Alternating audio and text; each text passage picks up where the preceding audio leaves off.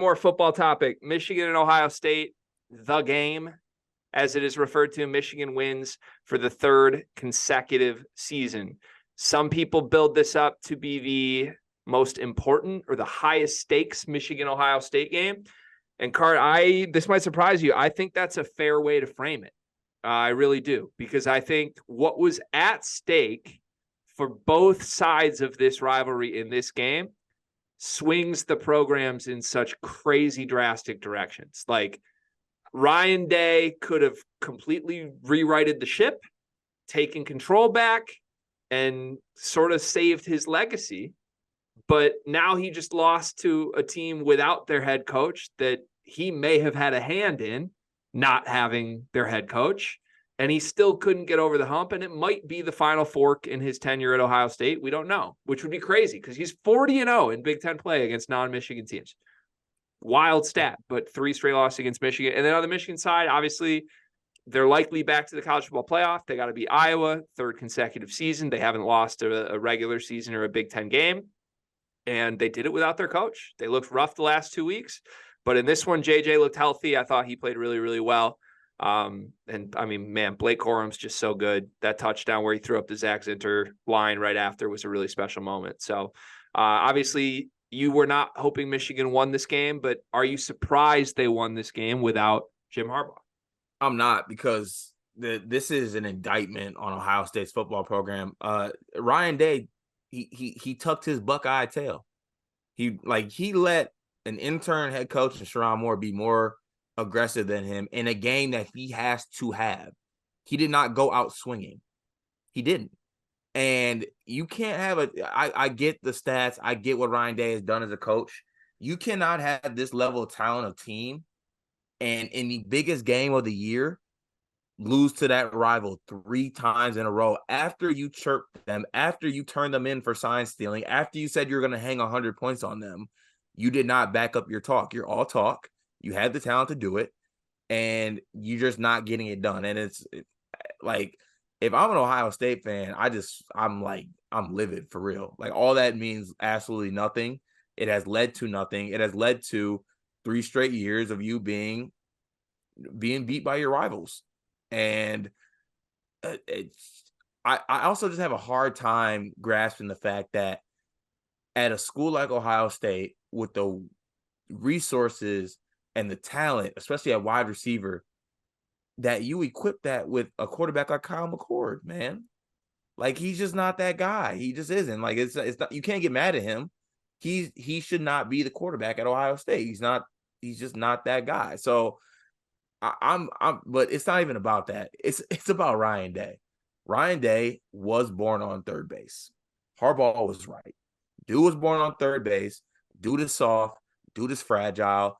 Dude, in the biggest moment, pissed down his leg, is what it is. And it'd be a lot different if Marcus Freeman could have put a couple more guys on the field, because we'd be talking about what he did in the game versus Notre Dame. We just had to wait a little bit. So, okay. Couple things. I think in the history books here, Jim Harbaugh's born on third base quote is going to be an all-timer, right? It already is. It was right. I mean, it was essentially a prophecy, right? Because, like, at the time that was stated, there wasn't much success for Michigan at all when he came out and said that. And, like, it's kind of... And that was such a great statement about birth. And then he followed up another thing. And then once he got to talking about other birthing rights and stuff like that, okay. So, yeah. Look, I make no mistake about it. I'm not here to defend the man that is Jim Harbaugh. But what I am here to do is give credit where credit is due. And I think if we're going through, like, rivalry storybooks in the last 50 years of college football, like, Mark D'Antonio's Pride Comes Before the Fall was such a key moment. And it swung everything. And it became this rallying cry. And I think Jim Harbaugh's born on third base did exactly the same thing. And Michigan needed someone to galvanize their football program against the big bad wolf in Ohio State that was clearly the dominant program. And now, yeah, it looks great in hindsight, but it's like he predicted the future, which was crazy. With that said, I don't think Ryan Day lost this game for them. And I want you to actually dive into this more with me, because it's very easy to just broadly say like, oh, he's born on third base, he stinks, he can't win the big one. That's a fair criticism. What did he do pointedly in this game that lost Ohio State the football game? Well, I thought they lost the game, honestly, mentally, when they did not go for it at midfield. And they punted on 4th and 1 after picking up on 3rd and 11. They got 10.5 yards. And you have a chance to send a message on the road. And you got players. You got a good offensive line. You got Travion Henderson. You got all these weapons. And you're punting it. Yeah. They lost the game right there. If I'm a Michigan player, I'm like, if those players are thinking you're soft, you just gave them a bone that you are soft. Yeah, I guess. And then you let the other dude go for it on 4th and then the other dude goes for it on 4th and 1. I guess. I don't know. I feel like the largest criticism you could make of Ryan Day was the end of the first half settle for the field goal, which is that the moment you're talking about here with go for it on 4th, or are we talking about a different one? No, I'm talking about this was early in the game. Talking about the this first was, one. They were at like midfield. I thought the game was over then. Yes. Okay. That's a little earlier than I would have said. I thought, I mean, look, he's playing for a field goal to cut it to 1 right before half. It was 4th and 2, I believe, 4th and 1 or 4th and 2. And I think like deciding to want to take the points instead of go for it was not a decision I hated, but I still probably would have tried to get an easier field goal, even if even if you're playing conservative, not throwing for the end zone there. I would have liked like, let's try and get a 20-yard field goal instead of a 40, but I don't know. Like I'm from the camp and the court of, if you think you can win this football, if you really think you can win this football game and you think you're those guys and you believe in your guys, you can get a yard. You can get a yard. Yeah. Okay. So in your mind, there's a very clear thing here under a Ryan Day program where everyone involved deep down knows in the pit of their stomach that they're not those guys in big games. Like, it's just like, I'm trying to think like what even like the NBA equivalent or something like it would be. It'd be like, I don't know. It'd be like the Clippers kind of. Like they're talented, but like you're not scared of those guys because like you can take those guys, you can take their soul, you can beat those guys, and you gotta I feel like in those type of games with those emotions going around, you gotta like realize too what you're doing with your team. Like by doing that, by punting that, everyone on Michigan's sideline is telling themselves, oh, those guys don't want it. Yep, we got them right. They're not even tough enough to go for this yard. They're soft. They're doing this. And it honestly probably went through some of the Ohio State guys' minds. Like, damn, we're not going for this. Like, our coach don't think we can get a yard. Like, come on. Yeah. Okay. I guess that's fair. With all that said, they had the ball with a minute left, down 6 with a chance to go win the game.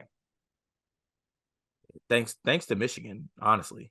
Right. But that's kind of where like we can say all we want about, oh, Day cost them this, Day cost them that. Like, and Day, the players had a chance to go win the game. The ball was in their hands. It was a legacy potential moment for Kyle McCord, for Marvin Harrison Jr., and McCord legacied his way out. It's what happened in this one. And Michigan, I thought, forced it. Like, it wasn't like he just sailed to throw.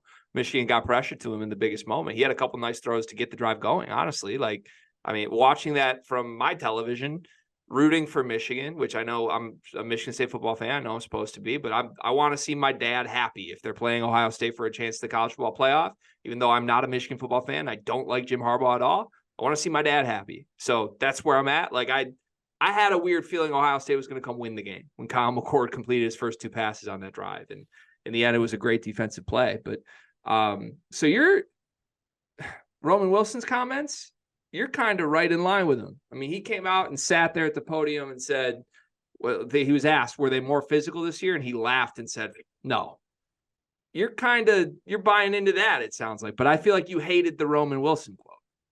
Because I feel like he specifically, with what his comment said, he was calling out Marvin Harrison Jr. And then that's just like, all right, you're Roman Wilson. And that's Marvin Harrison Jr. That's not how you call out in that situation. There's not a thing that Roman Wilson has ever done or will ever do better than Marvin Harrison Jr. except play for Michigan. Except win. I mean, but winning does matter. It does, but he made it that guy who wears the Louis V and wears the $1,000 cleats and does all this isn't tough. Okay. He is. He's also better than you. Okay. Yeah, swinging up a little bit, but Yeah, I like guess if he would have took a swipe at Ryan Day, I would have been like, oh yeah, I'm in. yeah, as far as rivalry chirps go, wasn't my favorite ever from Roman, but also wasn't like drastically bad. Like, I don't know. I didn't mind it. He was kind of I didn't realize it was so pointed at Marvin. I thought it was more at everybody, but Oh no, it was. I mean, the initial comments were all at Marvin. okay. Yeah, I like that a lot less than if it's entirely pointed Yeah. at Also, did you see like the Samaj Morgan stuff too? Marvin. Like, come on, man. Like, Okay. All right. I mean, also good luck to Samaj Morgan for the next 3 years because every single game that he plays against them, he might actually do good against Ohio State, but they're gonna take his head off. do you love these exact quotes? If these quotes word for word are said by Michigan State players after a win against Michigan, don't you love them? Probably not. Not if not. Okay, Really? I would not like if Trey Mosley came out and was like, "Oh, Marvin Harrison Jr. wants to do all this and do all that." Yeah, it's Marvin Harrison Jr. Okay. I He's mean, better that than you. he didn't say Marvin Harrison Jr. wants to do all that. Even softer, he didn't say Marvin Harrison Jr. He might as well have said him.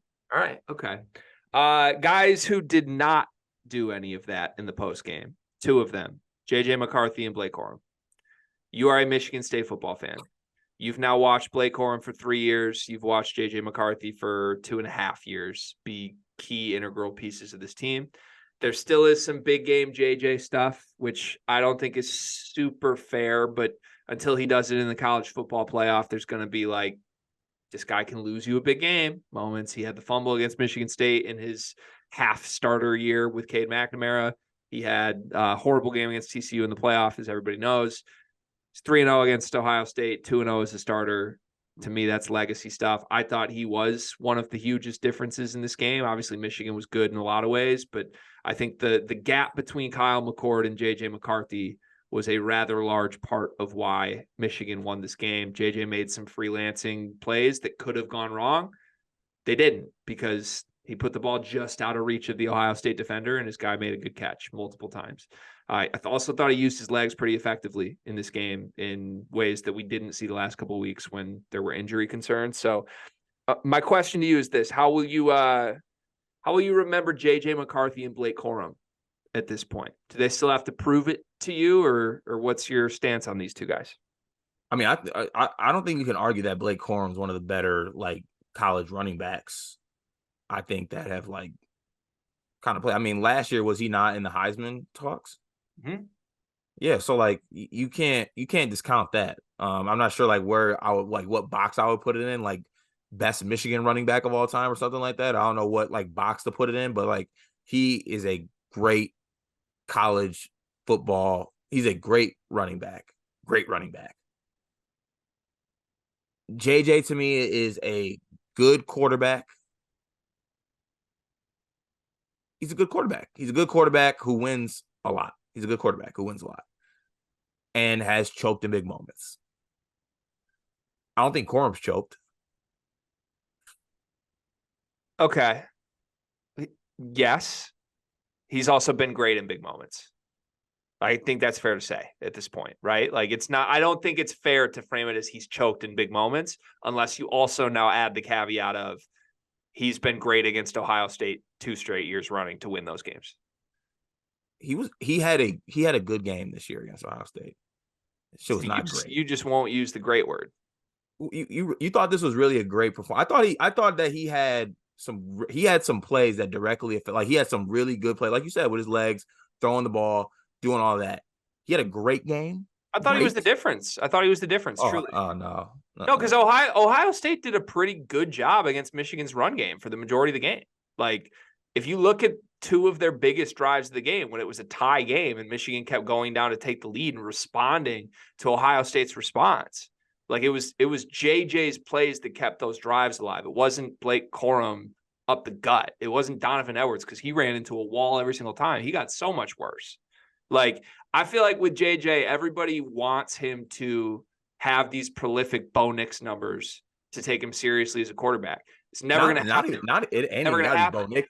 It ain't got to be Bo Nix numbers, but like, are we really like calling greatness? Like, he threw for 1 TD and threw for 148, 16 for 20. And that TD was a dime. Like, so to you, that's great. To me, you're not watching the game if you came away with anything other than that was a great quarterback performance. And I know you watched the game, so I don't want to sit here and be like, you didn't watch the game. But I think it's hate in your heart that's speaking into not being able to say the word great when describing JJ McCarthy and using numbers to back it up. I think you just love JJ. I do love JJ. Yeah, so I think that's where it comes. That's not like, come on, man. Like, I hate to do the box score thing, but I also watched the game. Yes, he had that one throw. And then the rest of his, I mean, he had that one throw. He had that one touchdown throw. He had one throw. No, I'm saying the touchdown. He had the one touchdown throw. Okay. He had the across the body throw. And then he had the dart to Cornelius Johnson where he pushed off. And that was like, those were the 3 that I remember distinctly. Was there anything else? I'm like, yes, he had like 10 good throws, but it's like, we can't come on here and just praise it like it's a great performance. He threw for 148 yards and 16 completions. He did what they needed to do to win. He's a good quarterback who does what he has to do for Michigan. He can throw for 248 if you need him to. He did it last year against Ohio State, right? Correct. That's yeah. So like last year he had a great game against Ohio State. This year he had a good game. And if you're just defining it by passing yard numbers, then just disagree on quarterback evaluation with it. It's fine. Like, I'm not out here advocating. With numbers like this, I'm not advocating that he should be at the Heisman ceremony. Like, no way. Like, you need to have gaudy numbers in order to be taken seriously. It's like, oh, that guy should be taken first overall, or oh, that guy's an All-American. I'm not advocating for any of that. I am advocating that, like, this dude was the difference in the game. Like, those freelance plays that Kyle McCord couldn't make and made mistakes on, and JJ making those dart throws on 3rd downs that would have been punts to an Ohio State team in a tie game that just ran 8 consecutive run plays into the end zone. Like, Michigan needed those drives. They needed JJ to be the difference because they were defending the run pretty well. JJ was the difference. Kyle McCord was not the difference.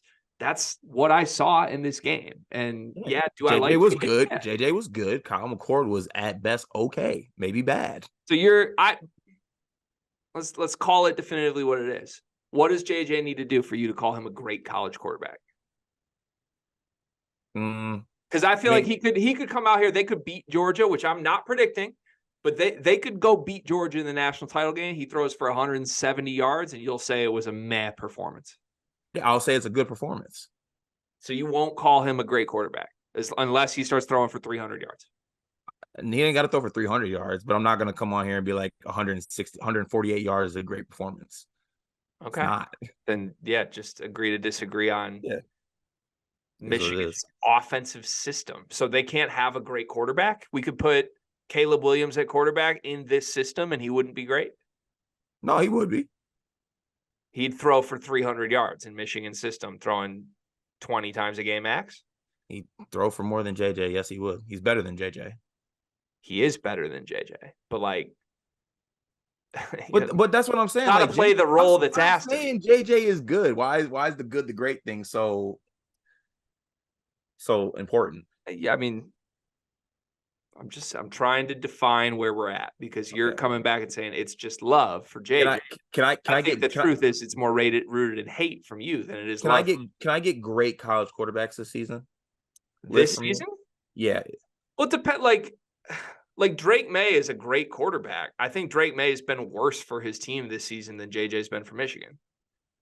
Drake May is a great quarterback playing college football. I think in high stakes moments, he has led to North Carolina losses this year. You don't think that has anything to do with the team? Like, you don't think Michigan would trade Drake May for JJ McCarthy? I'm not saying that. I think like I think you're attributing what JJ can or cannot do to what this team wants to do, whoever their quarterback is. But like, they do that for a reason because they know JJ is good. No, disagree. I'd like it, whoever the quarterback was, whether it's Drake May or Caleb Williams or any stud, they would be throwing him the amount they're throwing JJ and running Blake Corum and Donovan Edwards into walls. Got it. That's what they would do. It works. JJ, if JJ ends his, let's say JJ, let's say for hypothetical situations, they lose the first college football playoff game. JJ is great quarter. Like, does that change anything, or he's just great quarterback, just couldn't get it done in the big game? I think he's a great quarterback no matter what. Great quarterback. Okay. It would change his legacy for sure. Mhm. Like if he, say in this hypothetical, he gets Michael Penix or Bo Nix, it's the Pac-12 champ versus Michigan in the 2-3 game. And that Pac-12 champ throws for 450 yards and runs it up on Michigan, and JJ throws 2 picks again, then yeah, no shit. His legacy is no longer a great college quarterback at that point. Okay. But I believe in my heart and soul he's a great quarterback ability-wise. So he needs to play well and back it up to earn the legacy points. But that's my point, is I think he's doing that in these Ohio State games, and you're not giving him the credit for that. I said he played good. I said he was. I said he was great in last year. That's why we're still discussing it. All right. Last year's Ohio State game, I said he was great. Okay. All right. So it's just numbers then. That's all it's got to be. He needs 200. What was it? 240? You know better than I guess. What did he throw for last year that made it great and not good? I think he had 248 and two touchdowns, maybe. Okay, so there's a certain bar somewhere in Carter Elliott's brain that qualifies as great, and it's just a number of passing yards. Yeah, I just have a hard time calling 16 for 20. Call me box score or whatever you want to do it. Call it hate, whatever you want to call it. I have a hard time saying 16 for 20 for 148 and a touchdown is a great performance. I'm just not going there. Okay. Noted. All right. We'll have to see. I'm trying to think if there's anything more fun to wrap on than you and I debating for JJ McCarthy for 20 minutes. I'm sure people loved listening to that. Is Ryan Day the coach next year? Of Ohio State? Yeah. Yeah, I think he is. Can I go wild hypothetical? Please. Ryan Day's fired at Ohio State. They hire Urban, whatever. I still feel like that might happen. If Urban was ever actually like listening to the Michigan State job, why would he not immediately go take the Ohio State job if offered? I really don't think he wants to coach, to be honest. I think Urban's just kind of he likes just being wanted, kind of. I think he's had enough sitting next to Charles Woodson at the desk watching these games unfold. I think that might be enough to drive a man back into coaching. Urban Meyer wouldn't have Kyle McCord out there. I'll tell you that shit. I didn't think McCord was that bad in this game either. Pick six was bad, or the pick that led to the touchdown early was bad. But yeah, I mean it's tough when his mistakes directly led to points and things like that, and like in big moments and things like that. But it all comes back to Ryan Day for me, like I said. So that's the one hypothetical I had. If they fired Ryan Day, if you had the choice between Ryan Day and Jonathan Smith, who would you prefer to be Michigan State's head football coach? All that comes with it is Ryan Day. Like, do I get Hartline? Do I get any of the other guys? You get Ryan Day gets to hire whatever staff he wants, just like Jonathan Smith did. Oh, see, that's the interesting thing. He can bring his players with him. Right. This is a man. Let me be extremely clear about this. This is a man that is 40-0 in Big Ten games that aren't against Jim Harbaugh. Yeah, I hate doing this, but I literally think anyone could. I think any competent coach could do that with that team and that staff. Except there's been coaches that come through and haven't done it. Like Urban didn't even do that. Urban won him a national championship. Correct. But like as far as Big Ten dominance goes, and I get we can't call it dominance because he keeps losing to the same team. But like Ryan Day's record in the Big Ten is better than Urban Meyer's. In the same tenure, Urban just won the big games. Like, but we can't just, it's doing what we do with Purdue basketball. It's just throwing it out the window because they lose one game when it matters. Well, that's not, I think Matt Painter's one of the best coaches in college basketball. I think Ryan Day is one of the best coaches in college football. That's what I'm trying to say. I disagree. Okay. All right. God forbid Ryan Day couldn't go to the Pac-12 and win 8 games. I mean, if he got fired and goes somewhere else, we might see it firsthand. Jesus Christ, man. I'm starting to think football as a whole is just It's cooked. That's what I think it is. So you'd want so I'm guessing you'd want Ryan Day at Michigan State, yeah. I think he's a much better football coach than Jonathan Smith. Yes. Okay. I think Ryan Day is a top 7 coach in college football right now. And you're also like, whoever gets him, if he leaves Ohio State or not. If I'm Ohio State, I hold on to him for sure, because a huge part of this conversation is the fact Harbaugh's probably not at Michigan next year. So what does Ryan Day look like in a Big Ten that doesn't include Jim Harbaugh? He probably never loses. If the big bad wolf is gone, why would you not want the guy that beats everybody except the big bad wolf? And at a time where his program might suddenly not want him, like, it's literally sitting on a silver platter for someone to scoop up and take this dominant guy. And I can't believe, it seems like everyone's just going to let that pass up. And maybe Ohio State will be lucky and hold on to him. I don't know. I still feel like they might turn on him, but it's crazy to me. Yeah, I don't know. I'm just not the biggest Ryan Day guy. I don't think I am either, but he's 40-3. Like, what are we doing? Yeah, he is. Okay. We'll agree to disagree. That's all it is. Different opinions. Can I stake a claim though that if he does go somewhere else and stinks, we have a combo. If he goes somewhere else and is good, we will also have a combo. Yeah, I don't like talking Ryan Day this much, but sure. Okay. We can do Throwing that. it out there.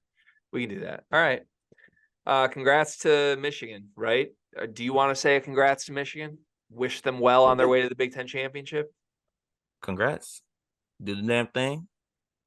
Please beat Iowa, because I feel like if they do they have to win to get in? They can lose to Iowa and still get in, right? No, they got to beat Iowa.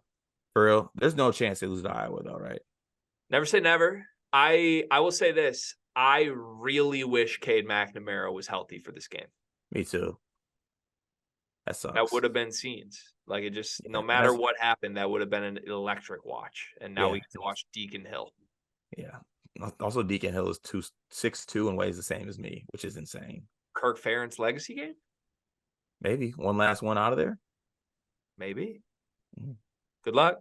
All right, let's wrap the show with one big thing. What's your one big thing presented by Big B? My one big thing is don't let anyone put a time limit on how long you eat your Thanksgiving leftovers. You want to elaborate on that or no? I just feel like people are always like, oh, like once it gets past like Monday, you shouldn't be eating Thanksgiving leftovers anymore. You can eat them throughout the week if you want to. I probably will. So I'm just throwing that out there. Don't be that person that's like, you're still eating Thanksgiving leftovers. Yeah, I am.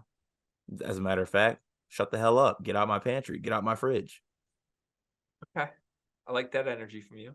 My one big thing is I think the Thanksgiving meal should be served much more frequently than once a year.